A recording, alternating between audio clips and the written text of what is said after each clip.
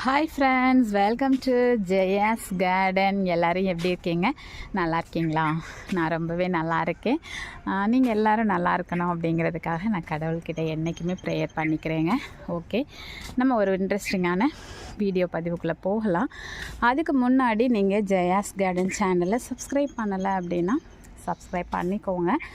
அப்படியே பக்கத்தில் இருக்கக்கூடிய பெல் ஐக்கானை ஆல் ஆப்ஷன் போட்டு வச்சுக்கோங்க. வாங்க வீடியோக்குள்ளே போகலாம்.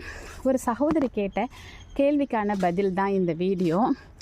அவங்க கேட்டிருந்தாங்க, ஒரு தக்காளி செடி எத்தனை கிலோ வரைக்கும் காய்க்கும் அப்படின்னு சொல்லி கேட்டிருந்தாங்க.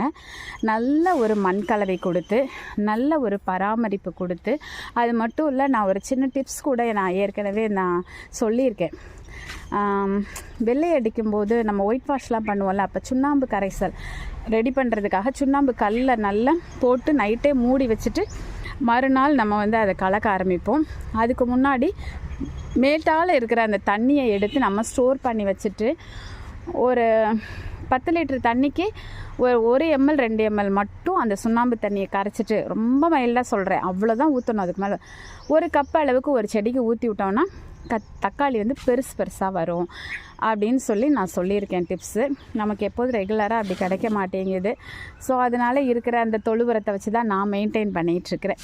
ஓகே, தொழு உரம் ரொம்ப முக்கியங்க, சரிங்களா? அப்போது எவ்வளோ காய்க்கும் அப்படின்னு தெரிஞ்சுக்க வேணாமா? நம்ம வீட்டில் இப்போ எல்லாமே தக்காளி செடி முடிஞ்சிருச்சு. ஆனாலும் நம்ம கிலோ கணக்கில் பறித்து இப்போவும் கூட வீட்டில் ஒரு 2 கிலோ ஸ்டாக் இருக்குது. ஒரு செடியில் நல்ல உரம் கொடுத்து நல்லா பராமரித்து நல்ல ஒரு ஹெல்த்தியான விதை போட்டு வளர்த்திங்க அப்படின்னா குறைஞ்சபட்சம், அதாவது தரை தோட்டமாக இருந்தால் 4லேருந்து 6 கிலோ ஒரே ஒரு செடியிலேருந்து நம்ம அறுவடை பண்ணலாம். சப்போஸ் நீங்கள் மாடியில் சின்னதாக வச்சுருக்கீங்க, கொஞ்சம் மெயின்டைன் பண்ண முடியாமல் இருக்குது, அது மாதிரி கொடி கட்டி விட்டுறணும், கயிறு மாதிரி கட்டி விட்டு அந்த மாதிரி கரெக்டாக பராமரிப்பெல்லாம் நம்ம கொடுத்து வச்சோம் அப்படின்னா இங்கேயுமே நம்ம ஒரு 4 கிலோ வரைக்கும் தாராளமாக ஒரு செடியில் அறுவடை பண்ணலாம். என்னென்ன வெரைட்டி அப்படின்னா, செடி வகைகள் எல்லா தக்காளியிலையுமே இந்த 4 கிலோ, தரை தோட்டம்னா ஒரு 6 கிலோ வரைக்குமே நம்ம அறுவடை பண்ணலாம். சில நேரம் மாடி தோட்டத்துலேயுமே பெரிய தொட்டியெல்லாம் வச்சோன்னா அழகாக 6 கிலோ வரைக்கும் அறுவடை பண்ணலாம். இந்த மாதிரி இப்போ செரி டொமேட்டோ, இது கொடி, இதே மாதிரி குடம் தக்காளி, அதில் நிறைய வெரைட்டி நிறைய இருக்குது. கொடி தக்காளின்னு நிறைய கொடி தக்காளி வகைகள் இருக்குது. அந்த கொடி தக்காளிகள் எல்லாம் பார்த்தீங்க அப்படின்னா தரையில் வச்சிங்கன்னா 8லேருந்து ஒரு 15 கிலோ வரைக்கும் அறுவடை பண்ணலாம். தரை தோட்டத்தில், மாடியில் வைக்கும்போது 8 கிலோ 8 கிலோங்கிறது ஓகே, அவ்வளோதான் அறுவடை பண்ணலாம், இல்லை அதை விட குறையலாம் நமக்கு. ஏன்னா கொடி காய்கறிகள் அப்படிங்கிறப்ப நம்ம பெரிய பாட்டில் வைக்கணும். ஆனால் இப்போ எங்கள் வீட்டிலே எடுத்துக்கிட்டாலும் நான் 12x12 தான் வச்சுருக்கேன். ஸோ இந்த மாதிரி சின்னதாக வைக்கும்போது வீட்டு தேவைகள் பூர்த்தி ஆகிற அளவுக்கு நமக்கு அதில் அறுவடை வரும். சரி, ஒரு குடும்பம், ஒரு 4 பேர் கொண்ட குடும்பத்துக்கு நம்ம எத்தனை தக்காளி செடி இருந்தால் நல்லாயிருக்கும் அப்படின்னாக்க, இப்போ நம்ம வீட்டில் ஒரு 10 வச்சுருப்பேன். ஆனால் இப்போதைக்கு ஒரு 5 தான் இருக்குது. ஒரு 5 முடிஞ்சிருச்சு. இந்த ஒரு 5 இருக்குது. இதையுமே நான் எல்லாத்தையுமே எடுத்து போட்டுட்டு வேறு தான் போடலான்னு முடிவு பண்ணியிருக்கேன். ஸோ தக்காளி தேவை பூர்த்தி ஆகிட்டே தான் இருக்குது. இதில் என்னென்னா மேக்ஸிமம் வீட்டில் தக்காளி ரிலேட்டட் சட்னி தான். ஒரு கேப்சிகம் சட்னி அல்லது கோவக்காய் சட்னி, முள்ளங்கி சட்னி, இப்படி இந்த மாதிரி என்ன இதனாலும் தக்காளி போடுற மாதிரி தான் வைப்பேன்னு வச்சுக்கோங்களேன். ஸோ என்னுடைய தேவை ஒரு வாரத்துக்கு எனக்கு 2லேருந்து 3 கிலோ வரைக்கும் தக்காளி செலவு பண்ணுவோம். நாங்கள் இப்போ இருக்கிற 3 பேர் இருக்கோம். ஆனால் அம்மாவுக்கு முடியாதனால ரொம்ப அவங்க சாப்பிட்றது இல்லையா. ஸோ நாங்கள் 2 பேருனாலுமே 2 கிலோவாவது குறைஞ்சபட்சம் எங்களுக்கு ஆகும். பிள்ளைங்கள்லாம் இருந்தாங்கன்னா 4 கிலோ வரைக்கும் தக்காளி மட்டும் ஆகும், மற்றதெல்லாம் கம்மியாகும்.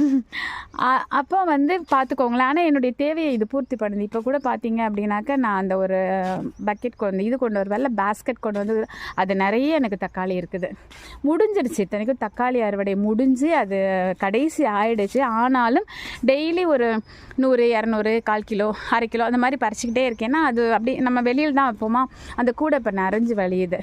ஸோ இதுதான் தக்காளி வச்சு நம்ம பராமரித்தோன்னா இதுதான் நம்மளோட இது. இப்போ ஒரு 10 வைக்கிறோம் அப்படின்னாக்கா அந்த 10 முடிகிறதுக்குள்ளே அடுத்து நம்ம ரெடி பண்ணிடணும். பட் இப்போ என்னோடய சிச்சுவேஷன் சரியில்லை, ஃபேமிலி சிச்சுவேஷனு எல்லாமே எனக்கு எதிர்ப்பாக இருக்குது.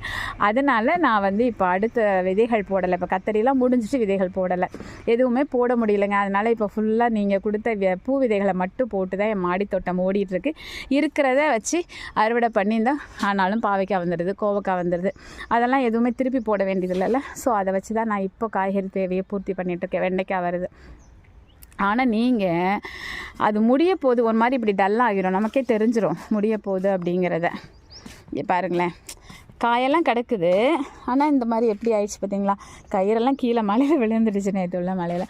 ஸோ இந்த மாதிரி ஒரு மாதிரி டல்லாக ஆகிட்டாங்கன்னாவே அதுக்கு ஒரு மாதத்துக்கு முன்னாடியே நம்ம வந்து போட்டு வச்சிடணும். அப்போ தானே ஒரு மாதம் கழித்து நம்ம ரீபார்ட் பண்ண அந்த இதை பிடுங்கி நட முடியும். நாற்றுக்களை பிடுங்கி நடவே ஒரு மாதம் ஆகும். ஸோ அதுக்கப்புறம் நட்டுட்டோன்னா அதுக்கப்புறம் கடன் வளர்ந்து வளர்ச்சி அடுத்த ஒரு மாதத்துலலாம் நமக்கு வர ஆரம்பிச்சிடும். ஸோ ஒரு 4 மாதம் ஆகுதுன்னா 3ஆவது மாதம் தக்காளி போட்டு 3ஆவது மாதம் அறுவடை வரும்போதே நம்ம வந்து இன்னொரு செடியை உருவாக்கிடுங்க.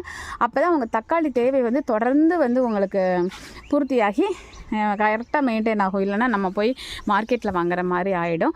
சரிங்களா? ஸோ உங்களுடைய சந்தேகம் தீர்ந்திருக்கும் அப்படின்னு சொல்லி நம்புகிறேன். பிடிச்சிருந்தது அப்படின்னா கண்டிப்பாக ஃப்ரெண்ட்ஸ் அண்ட் ரிலேட்டிவ் ஷேர் பண்ணி மறக்காமல் சேனலை சப்ஸ்கிரைப் பண்ணி தொடர்ந்து உங்களோட சப்போர்ட்டை கொடுத்துக்கிட்டே இருங்க.